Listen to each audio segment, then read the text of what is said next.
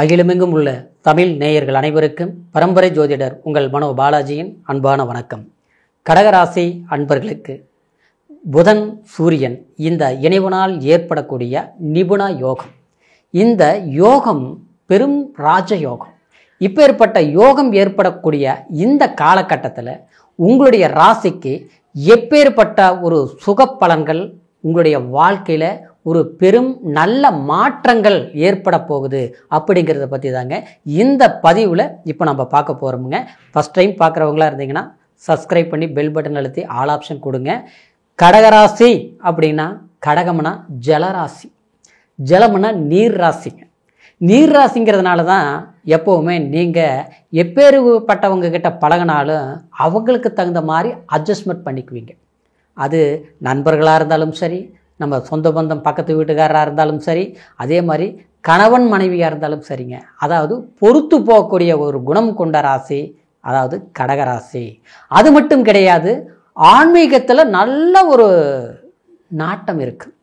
அதாவது தெய்வ நம்பிக்கை, அடுத்தவங்களை குறை சொல்கிறதுக்கு உங்களுக்கு பிடிக்காது, தான் உண்டு தன் வேலையை உண்டுன்னு இருப்பீங்க. மற்றவங்களுக்கு உதவி செய்யக்கூடிய ஒரு மனப்பான்மையும் இந்த கடகராசிக்காரருக்கு உண்டு.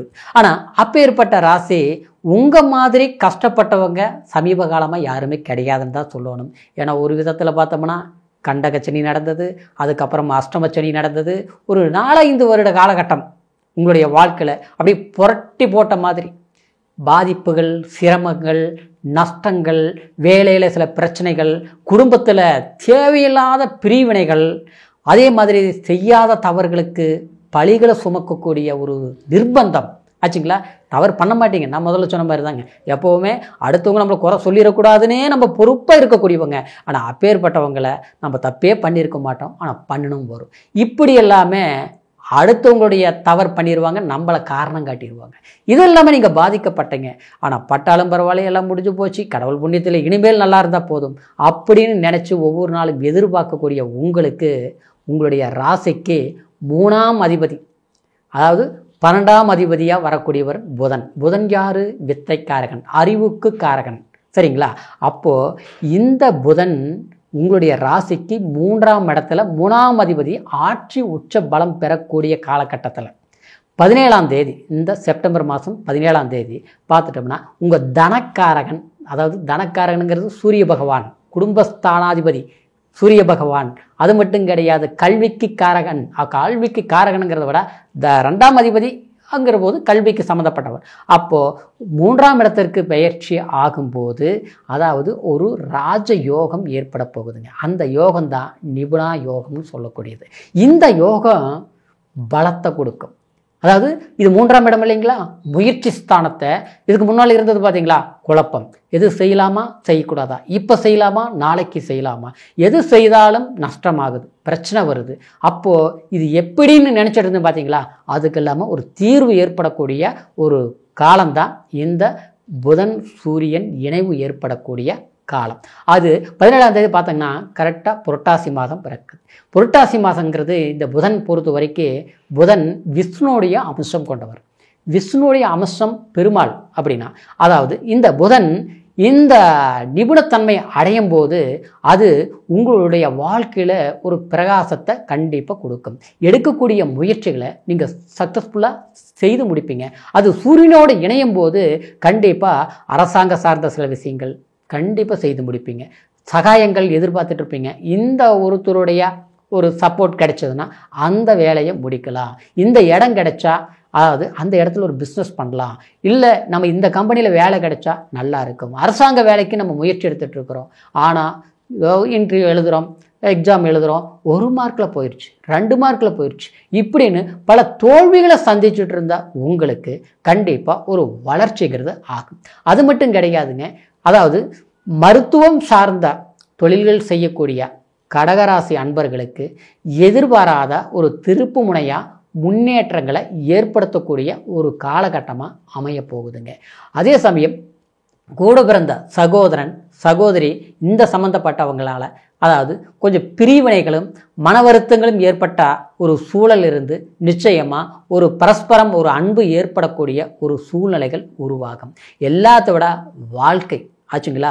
வாழ்க்கைங்கிறது இன்றைக்கி கல்யாணம் ஆகாமல் இருக்கிறவங்களுக்கு பெண் பார்ப்பீங்க, ஜாதக பொருத்தம் நல்லா இருக்கும். திடீர்னு பார்த்தோம்னா எல்லாம் ஓகே ஆகக்கூடிய நேரத்தில் அது நடக்காமல் போயிடுறது.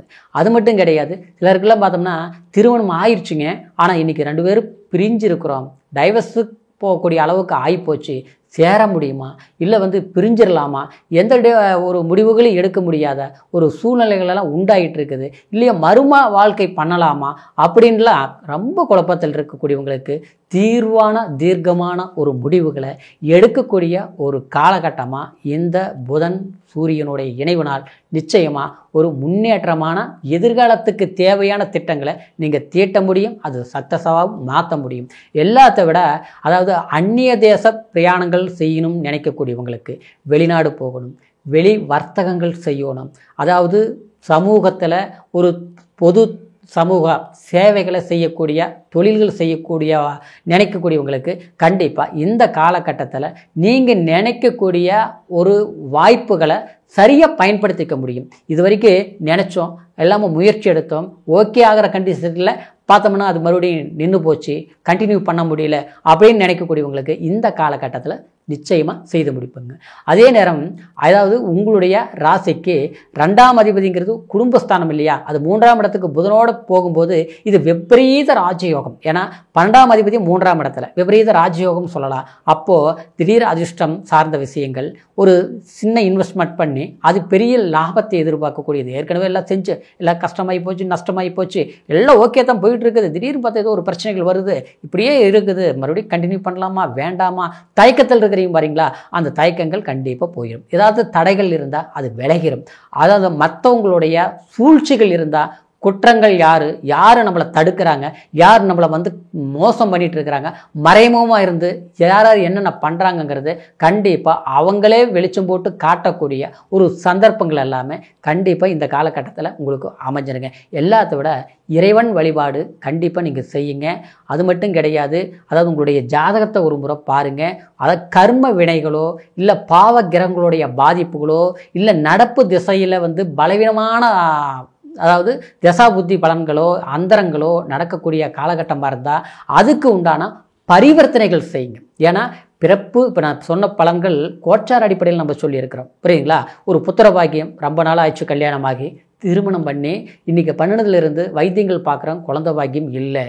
இன்றைக்கி இப்படியே போயிட்டு இருந்ததுன்னா பயமாக இருக்குது, இல்லாமலே போயிடுமா அப்படிலாம் சில பேர் கஷ்டப்பட்டு இருப்பீங்க. சிலருக்கு திருமணத்தில் தடைகளாக இருக்கும், சிலருக்கு உடல் ஆரோக்கியம், மருத்துவம் பண்ணுறோம், வைத்தியம் பண்ணுறோம், எல்லாமே ட்ரீட்மெண்ட் எடுக்கிறோம், 10 நாளைக்கு நல்லா இருக்குது, மறுபடியும் பார்த்தா ஏதாவது ஒரு பிரச்சனைகள் வருது, இல்லை அப்பா மகனுக்கு பிரச்சனைகளாக இருக்குது, அதாவது குடும்பத்தில் ஏதாவது சங்கடங்கள் செல்வி உண்டாயிட்டே இருக்குது, ஒரு பிரச்சனை போனால் இன்னொரு பிரச்சனை வருது, இப்படியெல்லாம் சிலருக்கு நேரம் நல்லா இருக்குன்னு சொல்கிறாங்க, ஆனால் பிரச்சனைகள் வந்துட்டு இருக்குது. அப்படின்னா அதுக்கு உண்டான ஜனன ஜாதகத்தில் சில பாதிப்புகள் அப்படின்னா கர்ம பாதிப்புகள், கர்ம தோஷங்கள் அல்லது திசா புத்திகளை சரியில்லாமல் இருக்குதா அப்படின்னு பார்த்து அதுக்கு உண்டான ஒரு முடிவுகளை நம்ம எடுக்கணும். அதுதான் சக்ஸஸ் கொடுக்கும், சரிங்களா. அதனால் உங்களுடைய பிறப்பு ஜனன ஜாதகத்தை ஒரு முறை பார்த்துக்குங்க.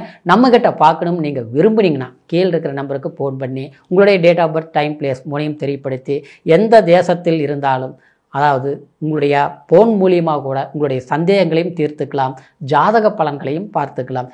மீண்டும் அடுத்த பதிவில் உங்களை சந்திக்கிற வரைக்கும் நன்றி, வணக்கம்.